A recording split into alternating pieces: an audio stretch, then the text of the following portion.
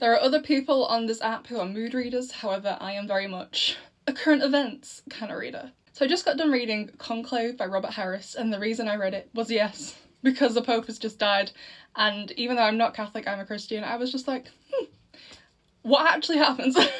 However, I've actually owned this for a while. This wasn't a recent purchase, so I think I bought it in, I think it was like at the start of February, and my idea was, okay, I'll read it, then we'll go to the cinema and watch it. However, personal issues arose and we never got round to doing either of those things, so I didn't end up reading it around the time I bought it. But then the Pope died and I was like, I want to read it, I want to find out. To me, Conclave has always been really interesting. One of my favourite films of all time is Angels and Demons. It's a really good film, there's a conclave in that, so it's something that's really interested me, because I guess you don't really know what going through conclave is like unless you are a cardinal. It's very much the room where it happens sort of thing. If you're not there, you're never going to know what happens. I don't actually know how accurate this book was, but I also kind of don't care.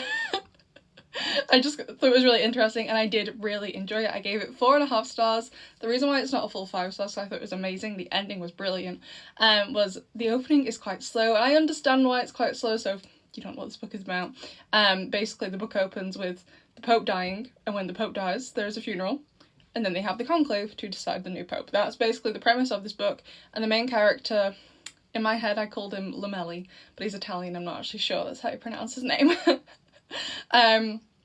But he's basically like, I think he's like some sort of like dean of the College of Cardinals or something. I was a bit confused by everyone's exact titles because there are a lot of characters in this book, the different cardinals, the monsignors, the nuns, just other people in general, members of the Swiss Guard. There's a lot of characters in this book.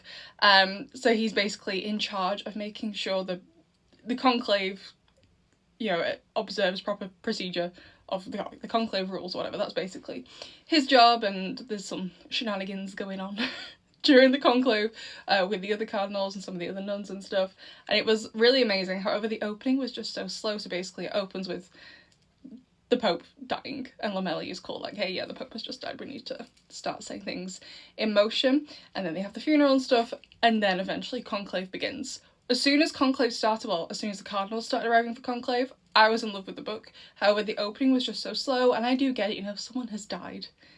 It made sense, I got it, however, it was just, I just really struggled to get into it because of the slow pace and also the sheer volume of characters. There's a lot of characters in this. So it says on the back there's 118 cardinals. They're pretty much not all named, they don't all have like roles in it because that I think would be impossible, but there are a lot of cardinals who are named. There are nuns, there are monsignors, members of the Swiss Guard, there's just loads of people, and I just found it really, really difficult personally